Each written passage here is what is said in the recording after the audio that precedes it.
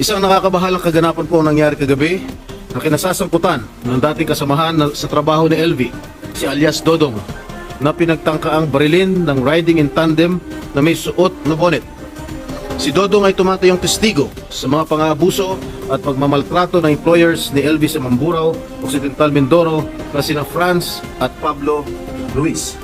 Tinakasan ni Dodong ang pamilya Ruiz dahil na rin sa takot na malagay sa alanganin ng kanyang buhay.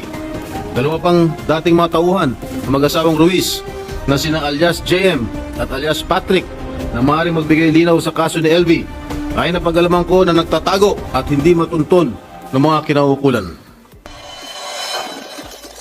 May I move that we proceed with the privileged speech and recognize the distinguished gentleman from the city of San Juan, no other than Senator Jinggoy Estrada, to deliver his speech. Yes, to avail of the privileged hours, a distinguished colleague from San Juan, Senator and Chairperson of the Committee on Labor, Senator Jinggoy Estrada. Thank you, Mr. President.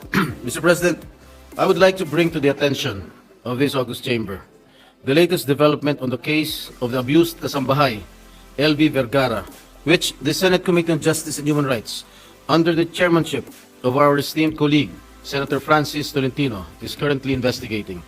Isang nakakabahalang kaganapan po ang nangyari kagabi na kinasasangkutan ng dating kasamahan sa trabaho ni LV, si alias Dodong, na pinagtangkaang barilin ng riding in tandem na may suot na bonnet.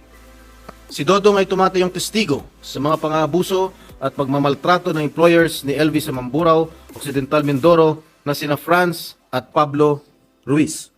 Bago napabalitang nasabing insidente kay Dodong, ilang gabi na pala na may umaaligid sa bahay ng kanyang kasulukuyang employers at nagtatanong sa mga residente ng bayan ng Paluan, Occidental Mindoro, kung saan siya nakatira. Tinakasan ni Dodong ang pamilya Ruiz dahil na rin sa takot na malagay sa alanganin ng kanyang buhay. Ganun pa man, handang tumistigo si Dodong para patotohanan ang mga bintang ni LV at sa katunayan ay nagsumiti na siya ng sinumpaang salaysay sa piskalya kung saan nakasampang kaso laban sa mag-asawang Ruiz. Ginoong Pangulo, aking napag-alaman na kanina madaling araw ay nasecure na si Dodong at ngayon ay nasa pangangalaga ng CIDG Regional Headquarters sa Calapan, Mindoro Oriental. At dahil na rin sa napabalitang pag-casing ng mga kahina-hinaalang mga lalaki sa tinutuluyan ni Dodong, minarapat na mga kaanak at nagmamalasakit kay LV na ilipat siya sa mas ligtas na lugar nitong nakaraang Lunes. At dahil sa mga pangyayaring ito, maging ang mga kasulukuyang employers ni Dodong ay nangangamba na rin sa kanilang kaligtasan. Dalawa pang dating mga tauhan na mag-asawang Ruiz na sina alias JM at alias Patrick na maaaring magbigay linaw sa kaso ni LV ay napag-alaman ko na nagtatago at hindi matunton ng mga kinaukulan. Ginoong Pangulo, bago pa man nangyari ang pagtatangka sa buhay ni Dodong, may mga pulis at sundalo nang nakabantay sa bahay ng kanyang bagong employer batay sa ulat noong September 10 ng ABS-CBN reporter na si Dennis Datu.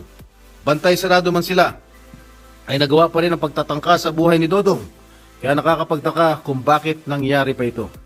Mr. President, I don't want to point an accusing finger at anyone at this point, but one cannot help but wonder about these bold and brazen acts against these defenseless individuals. I believe it is necessary to provide additional security for Dodong, Dodong's employers, and even to aliases JM and Patrick if they ultimately agree to testify before the Committee on Justice and Human Rights.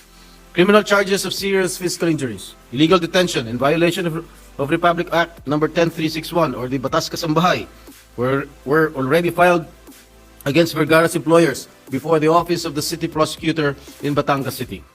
Mukhang pader na may tuturong ang binabangga ni na LV, Dodong, JM at Patrick. Maliit na bagay kung tutusin ang pagbibigay seguridad sa kanilang kaligtasan kung ang kapalit naman ito ay ang paglalahad ng katotohanan laban sa mga lumalapastangan sa ating mga umiiral na batas at para sa pagtataguyod ng mas naangkop ng mga pulisya. Protecting the witnesses is not just a legal obligation. It is a moral imperative.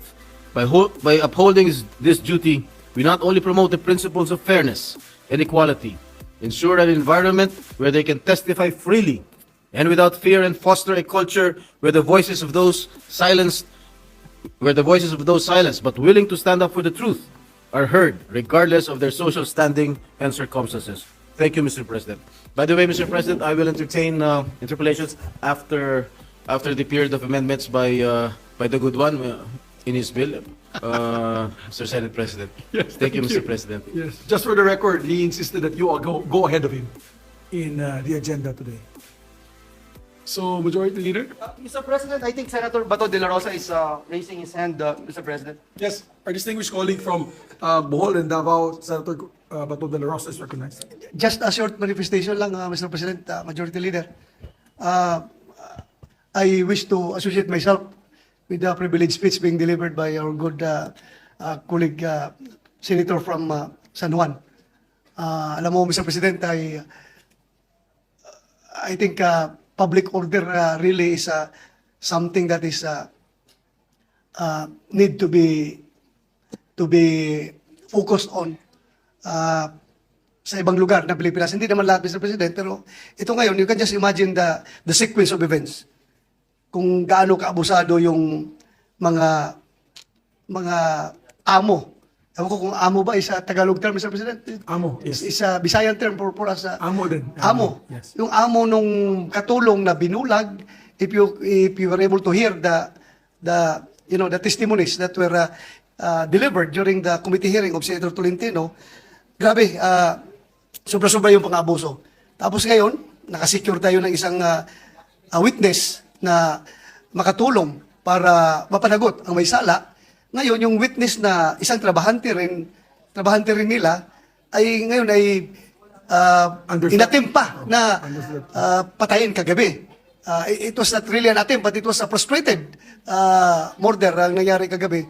Mabuti na nakatakbo at mabuti naman at mabilis nakatawag kay Senator Tolentino at natulungan rin natin na maikunik sa CIDG. Because you can just imagine, request yung ordinaryong tao lang ito, nag-request na huwag nyo kaming i-refer sa local police dahil mayaman yan at very influential dito sa lugar namin yung mga suspect. Please, sa CIDG nyo kami ipa-refer. So, we are very much dismayed, Mr. President, being the chairman of public order and dangerous drugs. Pag ganun ang reaksyon ng isang ordinaryong mamamayan na nagiging biktima ng karahasan, na ayaw magtiwala sa local police dahil influential yung mga suspect, ay siguro, isa lang yan, Mr. President, pero ang dami pa siguro sa buong Pilipinas na nag-experience ng ganun na injustice na kanilang dinaranas ngayon. So I hope that, Mr. President, Senator Tolentino will act swiftly on this case and he should call another hearing para mabigyan ng lesson itong mga suspect na ito, Mr. President. Dahil sobra na talaga. I hope Senator Tolentino will do that. Thank you, Mr. President. Thank you, Mr. President. Before